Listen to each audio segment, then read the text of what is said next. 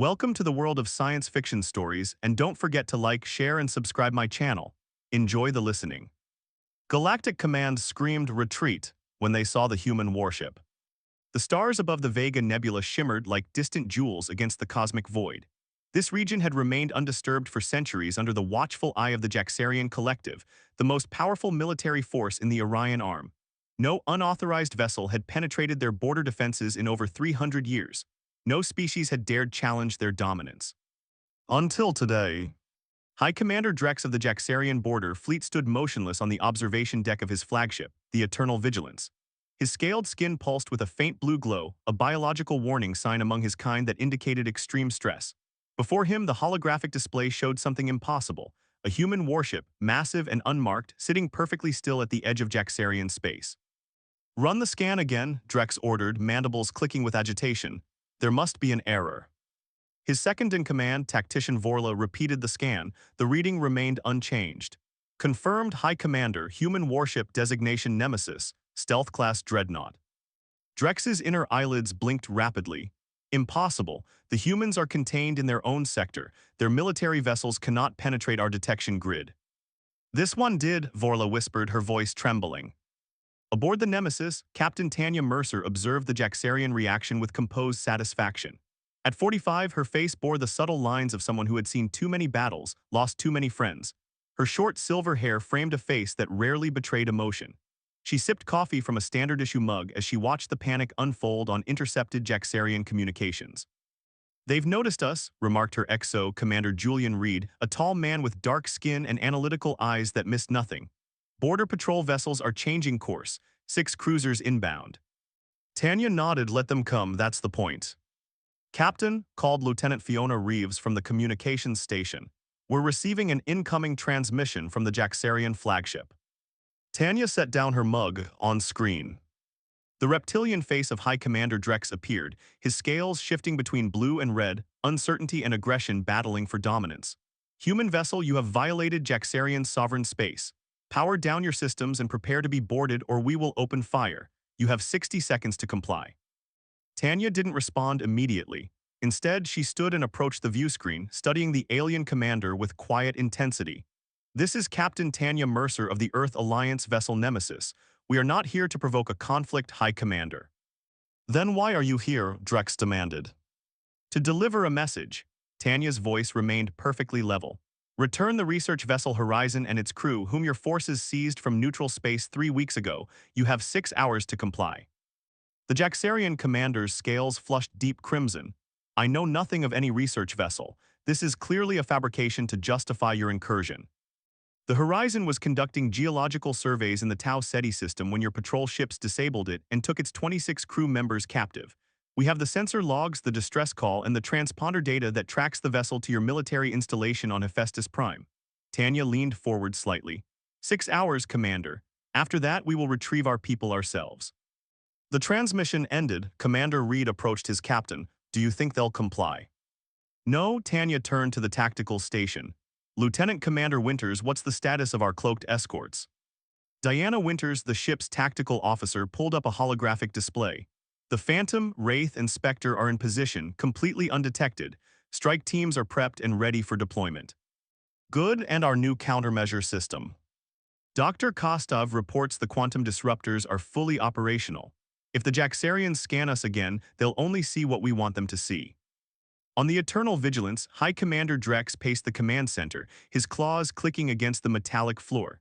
"Deploy all available vessels to Sector 7. I want a full containment perimeter around that human ship." Tactician Vorla hesitated. "High Commander, our scans indicate the human vessel is heavily armed but alone. Should we not consult Central Command about the accusation if humans were captured?" "There are no human captives," Drex snapped. "This is clearly a provocation tactic. The humans have been waiting for an opportunity to expand into our territory. This fabricated claim gives them the pretext they need." "Then why send only one ship?" Vorla persisted. "A test of our defenses. They want to see how we respond." Drex activated the ship-wide communication system. "This is High Commander Drex, all personnel to battle stations. We face an imminent human threat." Across the Jaxarian fleet, alarm klaxons wailed as crews rushed to their positions. Weapon systems hummed to life and shield generators pulsed with energy. They had trained for this scenario, a human incursion, but few believed it would ever happen. The peace treaty had held for decades, and humans had always been careful to avoid direct confrontation. As the 6-hour deadline approached, the tension aboard the Nemesis remained controlled but palpable. Captain Mercer studied the tactical display showing the Jaxarian fleet's deployment pattern. "They've arranged their ships in a standard containment formation," noted Commander Reed. 26 vessels, varying classes. They're positioning for a coordinated attack. As expected, Tanya replied. She turned to communications. "Lieutenant Reeves, any response to our demand?"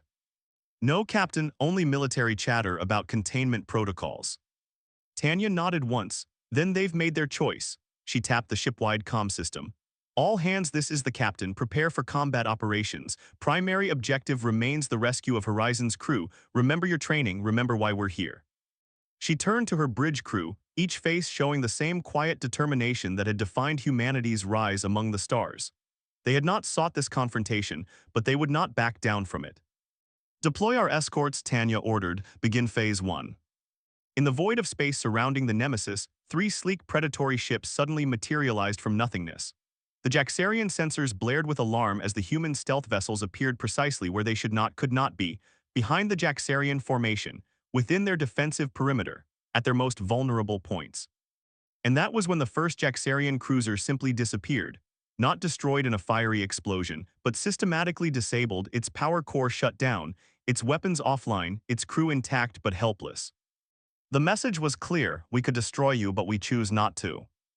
High Commander Drex stared at his tactical display in disbelief as a second cruiser went dark. Then a third, no explosions, no debris, just the silent, methodical neutralization of his fleet's most powerful vessels. For the first time in centuries, a Jaxarian military commander felt something they had engineered out of their species generations ago: fear. Admiral Orion Blackwell stood at the center of Earth Alliance Command headquarters, his weathered face illuminated by the vast holographic war table displaying the unfolding confrontation in Jaxarian space. At 63, he had spent more than 4 decades in service, earning the respect of allies and enemies alike. His silver-streaked black hair and the deep scar running along his jawline were reminders of battles long past, battles he had hoped would be the last. "Status report," he demanded, voice steady despite the gravity of the situation. General Ivana Petrov, his chief strategist, gestured at the display. "The Nemesis has successfully deployed its escort vessels. 7 Jaxarian ships have been neutralized using the energy-dampening fields. No casualties reported on either side. And our intelligence on the captives." Science Officer Priya Noor stepped forward, her dark eyes intense beneath a crown of tight curls. "Satellite imagery confirms 26 humans are being held at the military research facility on Hephaestus Prime. Life signs are stable, but thermal imaging suggests 3 are injured." Admiral Blackwell nodded grimly. "The Jaxarians haven't responded to Captain Mercer's ultimatum." "No, sir," replied Communications Director Marcus Chen. "Instead, they've begun broadcasting warnings to their colonies about a human invasion force and have dispatched additional battle groups from neighboring systems." "Exactly as anticipated," Blackwell said, turning to face the assembled leadership. "They're escalating rather than admitting they violated the treaty. Their pride won't allow anything else." The war room fell silent. Everyone present understood what was at stake. After decades of uneasy peace, the galaxy stood on the precipice of interstellar war once again. The last conflict had cost billions of lives across 12 star systems. "Sir," Priya interjected, "I believe I've discovered something important." She manipulated the holographic controls, zooming in on Hephaestus Prime. "The facility where our people are being held isn't just a standard military installation. The energy signature suggests quantum computing systems consistent with an advanced bioweapons research center." Admiral Blackwell's expression darkened. "Are you saying they're experimenting on our people?" "The evidence suggests they might be," Priya confirmed. "What's more concerning is this." She highlighted several massive structures orbiting the planet. "These platforms are utilizing the same energy signature but at a scale that indicates weapons development." On the bridge of the Nemesis, Captain Tanya Mercer received the intelligence update with characteristic composure. Only the slight tightening of her jaw betrayed her reaction to the news that her people might be subjects of experimentation. "We're adjusting the mission parameters," she informed her crew. "Lieutenant Commander Winters, prepare a targeted strike on those orbital platforms. Commander Reed, I need a revised extraction plan that accounts for potentially incapacitated personnel."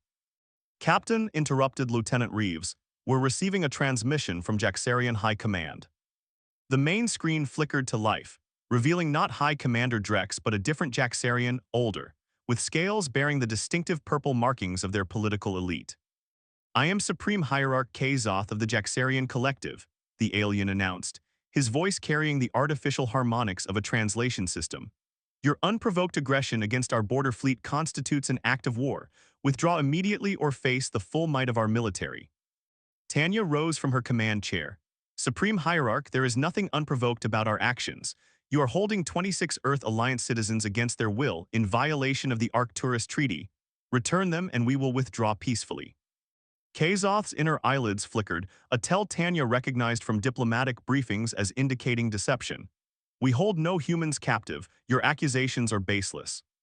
"Then you won't object to a neutral third-party inspection of your facility on Hephaestus Prime," Tanya countered smoothly. The momentary silence told her everything she needed to know. "You have 1 hour to begin the release process," she stated firmly. "After that, we will take action to recover our people." As the transmission ended, Commander Reed approached. "They're stalling for time, Captain. Sensor readings show their reinforcements are less than 3 hours away." "I know," Tanya replied, "which is why we're not waiting an hour." She opened a secure channel to Earth Command. "Admiral Blackwell, the Jaxarians have denied everything. Request permission to proceed with Phase 2. Blackwell's response was immediate.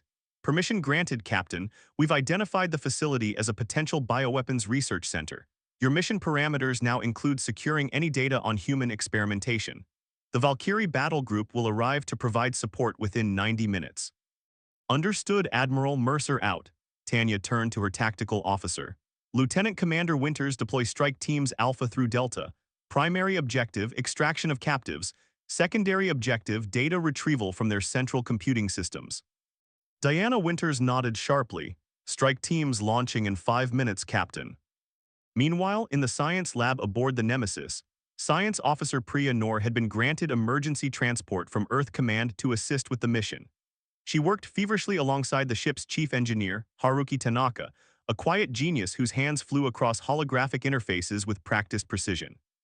"The Jaxarian defense systems operate on a quantum encryption protocol," Priya explained, highlighting sections of code. "But I've discovered a fundamental flaw in their implementation. They've based it on a trinary system, assuming no species would think beyond binary computing." Haruki smiled slightly. "Humanity passed that limitation a century ago." "Exactly," Priya confirmed. "If we transmit a specific oscillating signal pattern, we can effectively render their orbital weapons platforms inert for approximately 17 minutes. Enough time for our strike teams to get in and out," Haruki noted, already beginning to calibrate the necessary frequencies. On Hephaestus Prime, the captive crew of the Horizon huddled together in a sterile containment chamber. Dr. Natalie Foster, the expedition leader, pressed a makeshift bandage against the wounded shoulder of her chief geologist, trying to ignore the persistent ache from her own experiments. "They're coming for us," she whispered to her team. "I know they're coming." Technician Benjamin Wright, his once robust frame now gaunt from weeks of minimal nutrition, looked up with hollow eyes. "How can you be so sure? The Jaxarians told us Earth doesn't even know we're here." "Because I know Captain Mercer," Natalie replied with quiet certainty. "We served together on the Athena. She doesn't leave people behind." As if in answer to her faith, the facility's alarm system suddenly erupted into a cacophony of wailing sirens and flashing lights. The Jaxarian guards outside their cell began barking orders in their clicking language, weapons raised as they formed defensive positions. Something was happening. In orbit, 4 sleek shuttles detached from the human warships, their stealth systems engaged as they sliced through Hephaestus Prime's atmosphere. Each carried a team of specialized operatives, not standard military, but members of the elite Phantom Division, soldiers trained specifically for high-risk extraction missions. Lieutenant Commander Damon Walsh led Alpha Team, his expression impassive behind the visor of his tactical helmet. "Remember," he instructed his squad, "we're here for our people. Clean, quiet, and quick. Non-lethal takedowns unless absolutely necessary." As the shuttles approached their landing zones, a pulse of energy rippled outward from the Nemesis, washing over the Jaxarian defense platforms. One by one, their weapon systems flickered and died, leaving them temporarily blind and powerless. The breaking point had arrived. The Jaxarians would soon learn the most important lesson about humanity. When pushed to the edge, humans didn't break. They pushed back harder. Lieutenant Commander Damon Walsh moved like a shadow through the sterile corridors of the Hephaestus Prime facility. His neural implants filtered the wailing sirens into background noise as he led Alpha Team deeper into the complex. The mission clock in his peripheral vision counted down mercilessly, 14 minutes until the Jaxarian defense systems came back online. Delta Team in position at the south entrance, came the whispered update through his secure comm. Beta and Gamma converging on the detention level. Damon signaled to his squad with practiced hand gestures as they approached an intersection. Two Jaxarian guards appeared, their scaled skin flushed with alarm patterns. Before they could raise weapons, Specialist Ravi Kapoor fired two precision stunner rounds. The guards collapsed without a sound. Path clear, Ravi confirmed, his modified ocular implants scanning ahead. Detention cells should be through the next section. The team advanced methodically, encountering sporadic resistance. The Jaxarians were in disarray, clearly unprepared for the possibility that their supposedly impenetrable facility could be breached. Each confrontation ended the same way, swift, silent neutralization, with the human operatives demonstrating a level of coordination that spoke of thousands of hours of training. Meanwhile, aboard the Nemesis, engineer Haruki Tanaka monitored the effectiveness of their quantum disruption pulse with growing concern. The Jaxarian systems were adapting faster than anticipated. "Captain," he reported to Tanya Mercer, "the defense platforms are attempting to recalibrate. We might lose our window in 11 minutes instead of 17. Tanya's expression remained controlled. "Can you counter it?" Haruki's fingers danced across holographic controls. "I'm implementing a cascading frequency shift that should buy us a few more minutes, but they're learning our patterns." "Do what you can, our teams need every second." Tanya turned to her tactical display. "Commander Reed, what's the status of the Jaxarian response fleet?" Julian Reed studied the tactical readouts. "Accelerating, Captain. Their lead vessels will arrive in approximately 45 minutes, well before our reinforcements can reach us." "Then we need to be gone before they arrive," Tanya concluded. "Lieutenant Reeves, open a channel to all teams." Inside the facility, Damon and his squad reached the main detention level. The reinforced door before them bore alien markings indicating restricted access. Specialist Miranda Jones, their tech expert, approached with a portable decryption unit. "Standard Jaxarian security protocol," she murmured, attaching the device to the control panel. "But heavily modified, give me 2 minutes." Damon checked the mission clock, "Make it 1." Miranda nodded grimly, her augmented fingers working even faster. The door slid open with a hydraulic hiss just as Captain Mercer's voice came through their comms. "All extraction teams be advised, timeline compressed. Jaxarian reinforcements inbound in 45 minutes. Complete primary and secondary objectives and prepare for immediate evacuation." "Copy that, Nemesis," Damon responded. "We've reached the detention level and—" He stopped short as they entered the chamber. Instead of a conventional prison block, they faced a laboratory. 26 transparent containment pods lined the walls, each holding a human from the Horizon's crew. Medical equipment hummed ominously around them, feeding data to central monitoring stations. Some captives appeared unconscious, while others pressed weakly against their confinement, eyes widening at the sight of human rescuers. "By the void," whispered Ravi, "they're treating them like specimens." Damon's training overrode his shock. "Miranda, get these pods open. Ravi, Tess, secure the perimeter. Way with me to the control center. We need that research data." As his team sprang into action, Damon approached the central pod, where a woman with short gray hair and determined eyes watched him intently. He recognized her from the mission briefing, Dr. Natalie Foster, expedition leader. "Lieutenant Commander Walsh, Phantom Division," he said, placing his palm against the transparent barrier. "We're getting you out." "About time," she replied, voice weakened but spirit intact. "They've been studying our genetics, Commander, testing our resilience to various compounds. You need to destroy their research."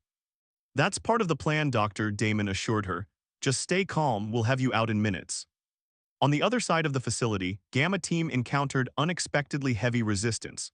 Lieutenant Sofia Ramirez, the team leader, ducked behind a column as energy weapons fire scorched the air around her. "Gamma to Alpha," she hissed into her comm. "We've hit a defensive chokepoint, at least 15 hostiles guarding what appears to be the main research hub." "Copy that, Gamma," Damon replied. "Hold position, we're sending Beta to support. Primary objective remains personnel extraction." Sophia checked her tactical display. "Understood, but something's not right. They're protecting that lab too aggressively. There might be something beyond the bioweapon research." Back aboard the Nemesis, Haruki Tanaka had reached the same conclusion. His analysis of the facility's power distribution showed a massive energy draw to a section not indicated on their intelligence schematics. "Captain," he reported, "I'm detecting an unusual power signature in the facility's western quadrant. It doesn't match any known Jaxarian technology." Priya Noor looked up from her workstation, brow furrowed. "Let me see that." She studied the readings, then inhaled sharply. "That's impossible, that energy pattern, it's human in origin." "What?" Tanya demanded, approaching their console. "The frequency modulation, the output curve, it bears the hallmarks of our quantum fold technology, the experimental drive system that was stolen from Proxima Research Station last year." Priya's voice dropped. "They're reverse engineering our most advanced propulsion system." Tanya processed this information with lightning speed. If they successfully adapt that technology to their warships, they could strike any human world without warning, Priya finished grimly. The mission had suddenly become far more complex. Tanya opened a channel to all teams. "New secondary objective, Western quadrant of the facility houses stolen Earth Alliance technology. We need that tech recovered or destroyed." In the detention area, Miranda had succeeded in deactivating the first containment pods. Disoriented crew members stumbled out, supported by the extraction team. Damon helped Dr. Foster as her pod hissed open. "Can you walk?" he asked, offering his arm. "I'll manage," she assured him, though her legs trembled visibly. "What about my crew?" "We're getting everyone out," Damon promised. "Beta team is setting up a medical triage point at our extraction zone." As they worked, a sudden explosion rocked the facility. Emergency lights switched to a pulsing red, and the already chaotic Jaxarian communications became frantic. "What was that?" Damon demanded into his comm. "Sorry, Alpha," came Sophia's slightly breathless reply. "We encountered a laboratory developing what appears to be a biological agent tailored to human physiology. Couldn't risk leaving it intact." "Understood, Gamma," Damon acknowledged. "But keep the noise down, we don't want to." His warning came too late. Facility-wide alerts began blaring in the distinctive three-tone pattern that indicated highest priority. From somewhere deep in the complex, a metallic voice began repeating a phrase in the Jaxarian language. "That's a facility-wide purge order," Dr. Foster translated weakly. "They're initiating self-destruct protocols." Damon relayed this information to the Nemesis immediately. Aboard the ship, Tanya turned to Haruki. "How much time?" The engineer analyzed the sudden power surges throughout the facility. Based on energy distribution, approximately 20 minutes before critical systems overload. "Not enough time to complete both objectives," Julian Reed observed tensely. Tanya made her decision instantly. Personnel extraction takes priority. All teams accelerate evacuation procedures, abandon data retrieval operations. On the ground, Damon and his team had freed 19 of the 26 captives when the facility's internal defenses activated. Automated turrets descended from ceiling panels, forcing them to take cover. "Miranda, how many pods left?" Damon called over the weapon's fire. "7," she replied, working frantically to override the remaining containment systems. Specialist Wei Song, their heavy weapons expert, moved forward with a portable shield generator. "I'll cover you, get those people out." The rescue operation had transformed from a surgical extraction to a desperate race against time. As Damon coordinated the evacuation, directing weakened captives toward the exit points where Beta team waited, a new alert came through from the Nemesis. "All teams," came Commander Reed's voice, "Jaxarian reinforcements have increased speed. Arrival now estimated in 32 minutes. Extraction shuttles will launch in 15 minutes with or without you." The counterstrike had succeeded in its primary goal. They had found their people. But getting them out alive had just become significantly more challenging.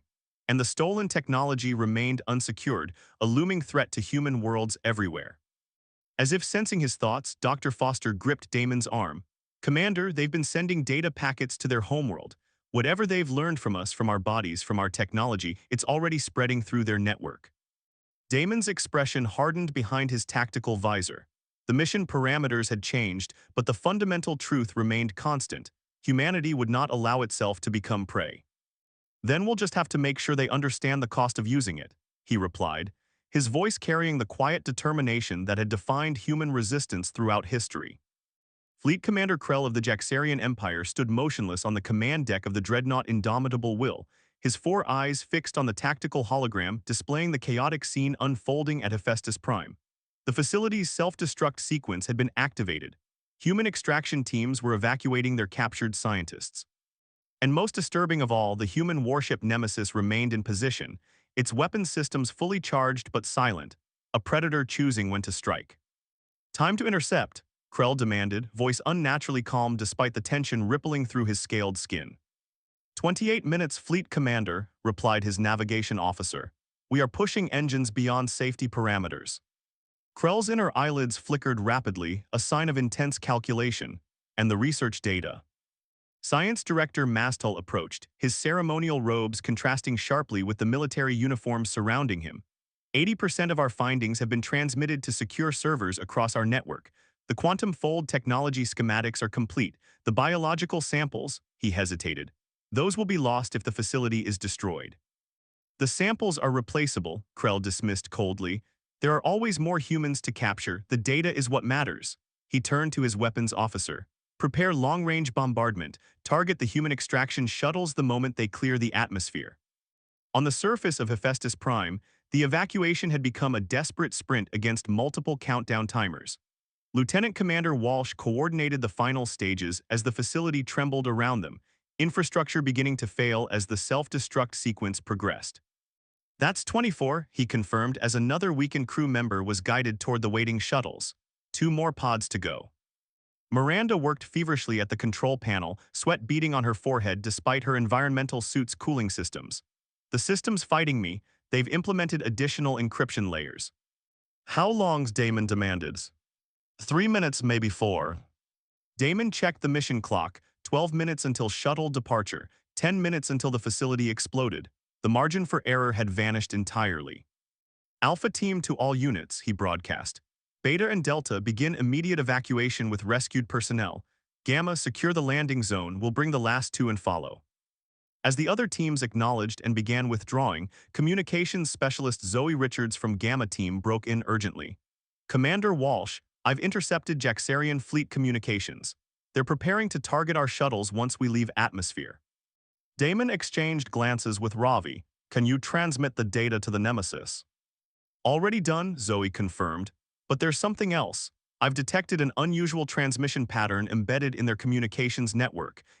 I've never seen anything like it." "What kind of pattern?" Damon asked, covering Miranda as she continued working on the final pods.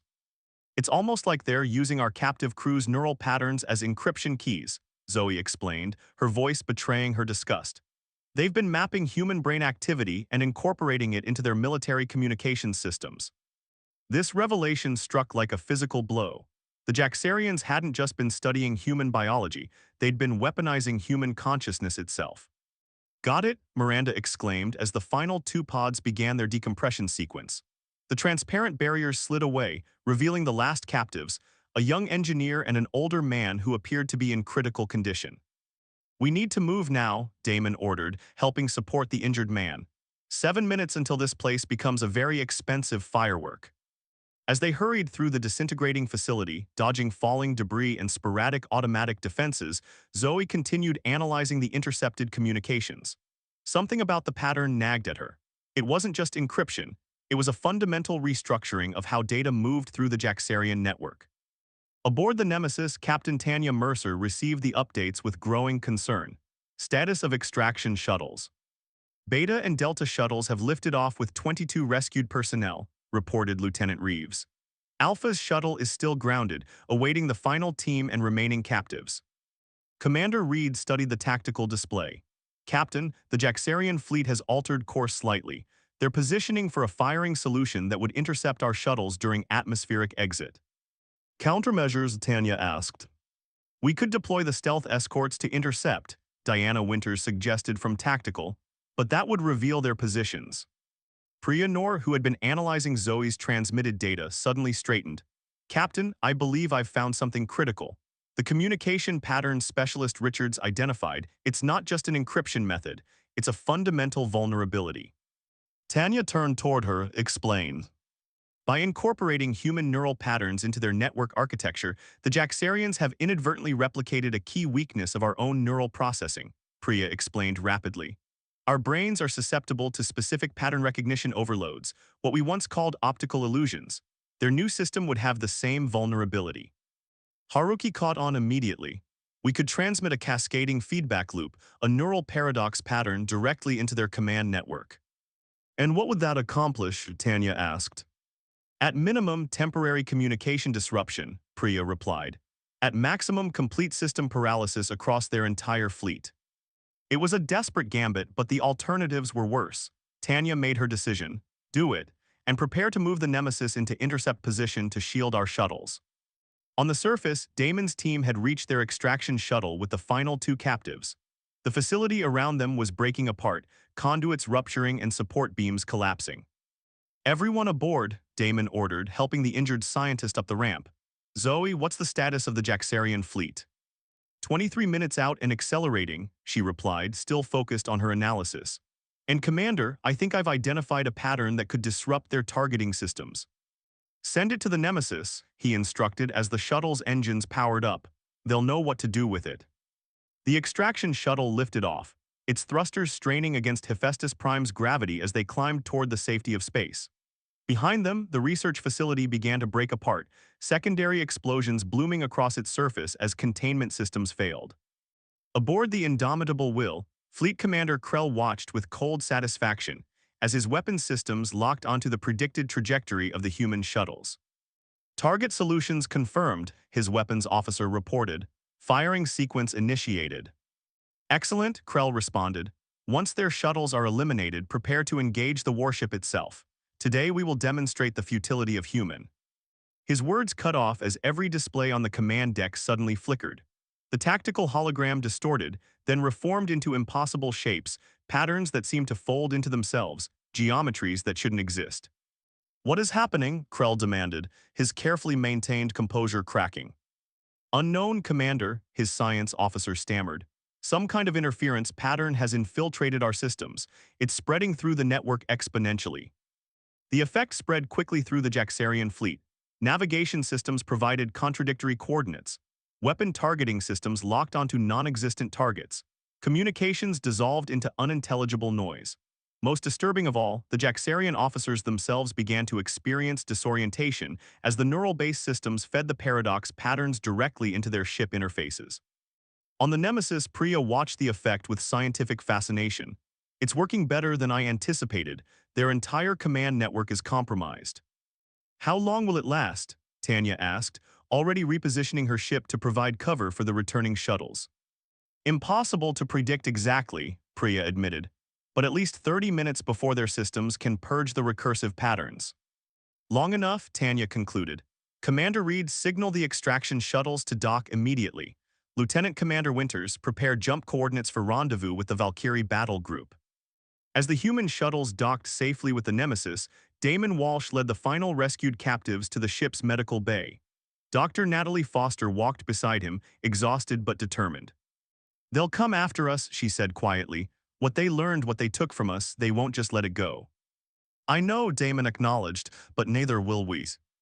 The Nemesis's engines powered up, its advanced propulsion system creating ripples in the fabric of spacetime as it prepared to depart. The Jaxarian fleet, still struggling with the aftereffects of the neural paradox attack, could only watch as the human warship slipped away, carrying with it both the rescued scientists and the knowledge of what the Jaxarians had been developing. On the bridge, Captain Tanya Mercer opened a channel to Earth Alliance Command. Admiral Blackwell's weathered face appeared on screen. Mission accomplished, Admiral, she reported. All 26 captives recovered, facility destroyed. However, we've confirmed the Jaxarians were reverse engineering our quantum fold technology and developing biologically targeted weapons using our people as test subjects. Blackwell's expression hardened, and the data. They transmitted most of it before we could intervene, Tanya admitted. But thanks to communications specialist Richards and science officer Noor, we've identified a critical vulnerability in their new systems. So we've won the battle, Blackwell observed gravely, but the war may have just begun. Perhaps, Tanya agreed, but we've also sent them a message they won't soon forget. As the Nemesis rejoined the human fleet at the rendezvous point, the rescued scientists were transferred to medical ships for treatment and debriefing. The war room aboard the flagship Valkyrie buzzed with activity as intelligence officers analyzed the data recovered from Hephaestus Prime. Admiral Blackwell stood with Captain Mercer, Commander Walsh, and science officer Noor as they contemplated the implications of what they had discovered. The Jaxarians violated our treaty, captured our people, and stole our technology, Blackwell summarized. The question now is, how do we respond? Priya stepped forward. The neural vulnerability we exploited shows they've fundamentally misunderstood what makes humans resilient. They see our neural complexity as something to harvest and weaponize, but they've overlooked what truly defines us, our adaptability. Damon nodded in agreement.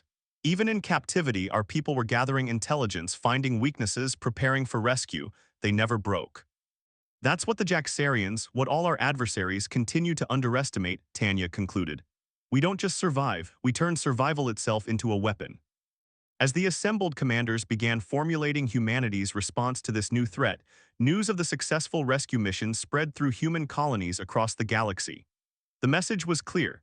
Humanity would not allow its people to be taken, would not tolerate violations of its sovereignty, and would always, always come back for its own. In the depths of space, as the crippled Jaxarian fleet struggled to recover from an attack they couldn't comprehend, Fleet Commander Krell faced the unthinkable task of reporting their failure to the Supreme Hierarch. The humans had not only rescued their people, but had exposed critical weaknesses in Jaxarian systems that would take years to address. For the first time in his long military career, Krell issued an order he had never imagined, giving one that would echo across Jaxarian command channels and forever change how they viewed their human adversaries. All units withdraw, maintain safe distance from human vessels. Do not engage unless absolutely necessary. It wasn't surrender, but it was respect born of fear, the beginning of understanding that humanity would not be subjugated, experimented upon, or contained. The final stand had become humanity's first step forward.